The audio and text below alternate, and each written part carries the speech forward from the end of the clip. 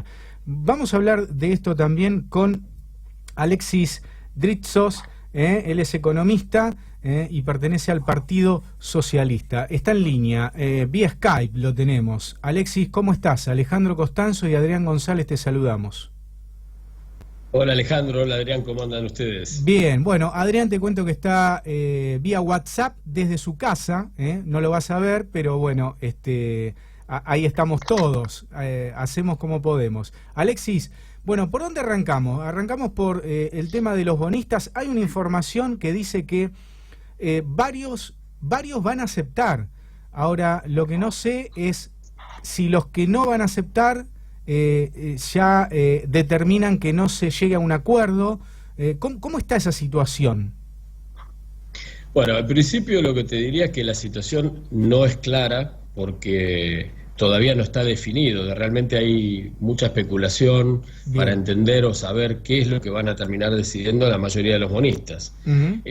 Hay muchos indicios de que hay un margen importante que quiere rechazar la propuesta argentina, a pesar de que yo creo que no es una propuesta tan agresiva como podría haber sido dadas las circunstancias.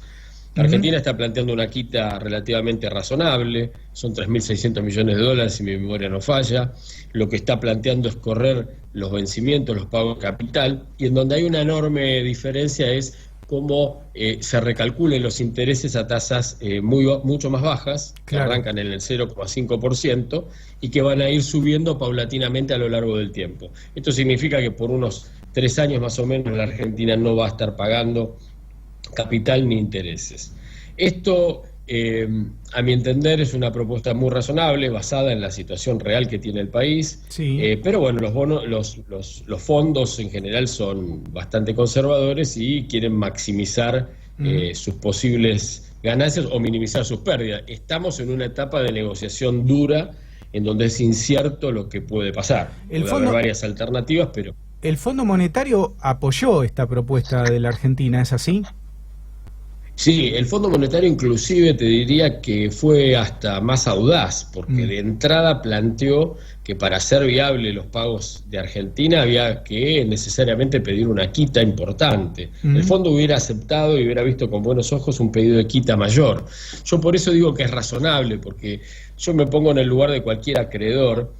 Y cuando estás hablando de una moneda dura como es el dólar, ante un insolvente enfrente que te garantiza que te va a recuperar prácticamente todo el capital y ganar un poco menos con los intereses, creo que es un escenario mucho más interesante que el de perder capital de golpe mucho o de buscar una negociación que termine en un default, en donde se patea todo de otra manera, que a la Argentina tampoco le sirve, pero puede no quedarle otra alternativa. Así que yo tengo mucha expectativa positiva de que esto se reencauce. Siempre tenés miedo a los fondos buitre que están operando siempre en la penumbra, buscando que colapse la posibilidad de renegociación para comprar estos activos muy baratos y judicializarlos y ganar enormes diferencias, ¿no? Ya lo conocemos al mecanismo. Para vos, la situación de pandemia, la crisis mundial, la crisis económica que se está generando, política también en algunos casos y alimentaria en otros, ¿no? En general, digo, ¿es una situación ventajosa para discutir la deuda? Para la Argentina, a mí me parece que sí. En principio te diría que sí. Yo creo que hoy está todo el mundo completo en una situación de una indefinición de la solvencia que van a encontrarse a futuro, y de hecho los países están emitiendo para poder cubrir obligaciones. Esta situación de insolvencia generalizada en este caso nos emparenta a nosotros, que la teníamos de antes de la pandemia gracias a la gestión que nos endeudó de esta manera colosal en los últimos tiempos, un default que ya estaba prácticamente dado, y nos salvó el aporte del Fondo Monetario, que duró poco porque al poco tiempo tuvimos que reconocer que ni con esa ayuda podíamos cerrar los números que nos dejaba el gobierno de Macri. Entonces creo que en este contexto debería funcionar algo de racionalidad, entender que es imposible en este contexto internacional pedir que la Argentina haga algo más que esto. Sería ridículo, porque sería saber que va directo al fracaso, que es incumplible. Ahí lo tenemos a Adrián González. ¿Qué tal? Adrián González te saluda, ¿me escuchás? Sí, sí, te escucho. ¿Cómo estás? Bien, te consulto acerca de los bonistas. En caso de que en la fecha límite se expidan de manera negativa, de acuerdo con la renegociación por parte del gobierno, ¿cuándo Argentina podría caer en default y cómo sigue el proceso de renegociación mientras tanto? Bueno, en principio la fecha original era el 8 de mayo, porque era la fecha que la Argentina dispuso cuando hizo la presentación en Estados Unidos de su propuesta de renegociación.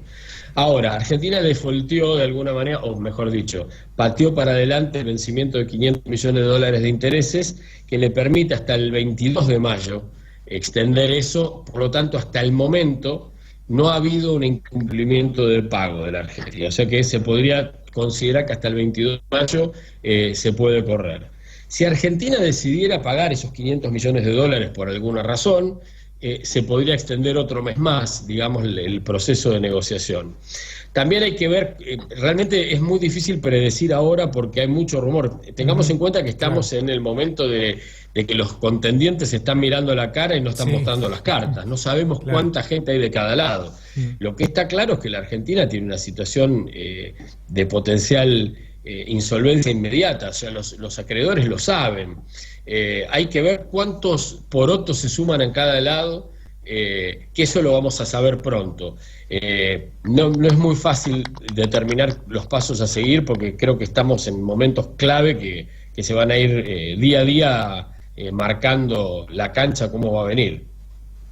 Y te consulto acerca de cuánto influye el dólar para la renegociación, lo que es la brecha cambiaria, la diferencia entre los distintos tipos de dólares, que el líquido se disparó. Y en este sentido, ¿cómo estás viendo las medidas del ministro Martín Guzmán con respecto al ajuste precisamente del cepo cambiario? Bueno, con respecto a la deuda externa, te diría que no, la cotización que pueda tener o variar el dólar no va a tener incidencia. A los bonistas no les importa cuánto vale el dólar en Argentina. Seguramente a nosotros sí nos va a importar porque cada dólar que vos debés, según valga y según te cueste generarlo en el exterior a través de exportaciones, turismo que hoy está frenado, obviamente eso incide. El cálculo que tiene que hacer Guzmán y que seguramente deben haber hecho es ver a futuro y en una situación un poco más normal que esta seguramente, cuánto es lo que la Argentina puede ir accediendo de dólares disponibles para ir cancelando deuda. Esto es fundamental, o sea, el concepto de sustentabilidad de la deuda en el futuro es algo que el gobierno a través de Guzmán ha planteado con mucho criterio y en ese sentido la cotización puntual del dólar no incide.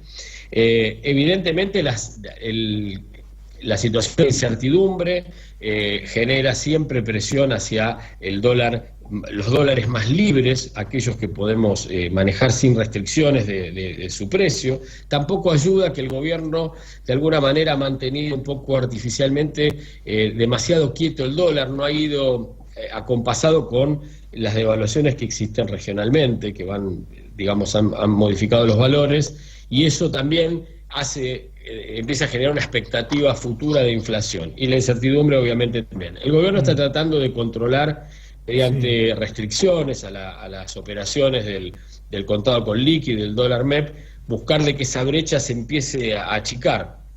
Pero realmente es un poco complicado en este contexto las posibilidades que tiene de que duren y que realmente se convenza al mercado. Estamos en un momento de mucha ebullición por donde lo miremos, en la economía real, lo que es la economía financiera, las cuestiones financieras están en un momento muy complejo. Obviamente que el tema de la deuda va a hacer ruido durante todo este tiempo y esperemos que en algún punto esto se pueda calmar un poco porque es una de las cuestiones que está metiendo mucho ruido en la economía en todos los sentidos, ¿no? Sí, Alexis, con respecto a cómo va a salir la Argentina, cómo va a quedar, sería la palabra después de que pase esta pandemia económicamente, digo, las medidas que está tomando el gobierno de asistencia a las pymes, de inyectar dinero a los más necesitados, digo, ¿alcanzan? ¿No? ¿Esto de imprimir dinero es perjudicial?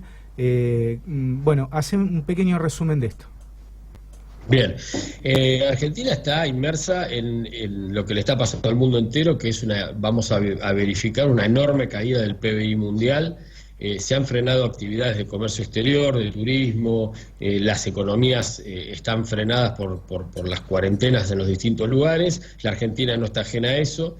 En nuestro país, y como otros países del mundo, se ha tomado la decisión de emitir para poder cubrir determinadas erogaciones básicas que tienen que ver con que los ingresos de la población no caigan excesivamente a niveles complejos que compliquen la supervivencia.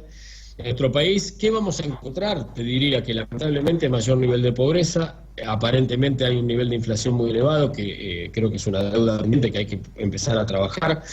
Tenemos que tratar de evitar que haya masivas, y en ese sentido creo que va a haber que hacer aportes a las empresas más contundentes de distintas maneras, a través del crédito, a través de fondearles directamente los salarios de los trabajadores, buscar postergaciones de los pagos impositivos, porque es muy importante que no se rompa la cadena de pagos, claro. Es algo clave, porque una vez que una empresa quiebra es imposible, no es fácil levantarla. Lo que sí se puede hacer es auxiliarlas.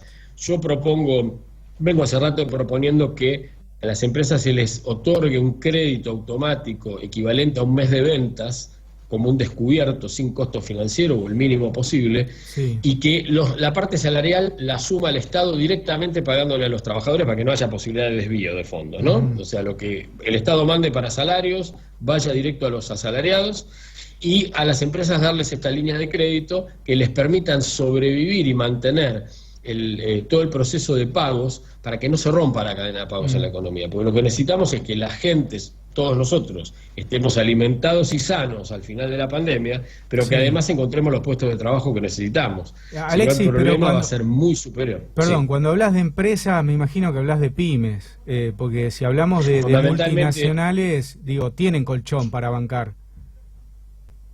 Hay algunas que sí, otras que no. Lo que más me preocupa es pymes, comerciantes, claro. Todo lo que tenga que ver con empresas de capital nacional, fundamentalmente. Habrá que estudiar qué auxilio se le puede dar. Puede haber empresas de un poco más porte que puedan tener dificultades genuinas, pero bueno, esos son casos muy para estudiarlos uno por uno. Claro. Sí creo que el entramado pyme, el entramado productivo nacional y lo que es comerciantes tienen que tener auxilio, y también hay un sector de clase media, de profesionales, que no está siendo atendido adecuadamente, que no están pudiendo producir, y también son personas que necesitan ir resolviendo un poco esta cuestión, ¿no? Movilizar, sí, un poco la economía. Quizá a partir del 10 de mayo se empiecen a flexibilizar algunas actividades más. Alexis, te agradecemos mucho la comunicación en este tiempo de pandemia, y igual vos fijate que las herramientas que tenemos nos permiten de algún modo comunicarnos y hacer el programa, difundir información, que es lo importante, ¿no? Sí, por favor, lo que necesiten, estamos acá para tratar de aportar, y bueno, me alegro que hayan podido volver al aire, y ojalá que esto pronto pase y podamos salir adelante como sociedad, que realmente la está pasando muy mal todo el mundo. Sin dudas, gracias Alexis, hasta otro momento. No, por favor. Alexis, no, por favor, muchas gracias a ustedes. Alexis Drixos, economista, integrante del Partido Socialista, bueno, nos contó un poquito de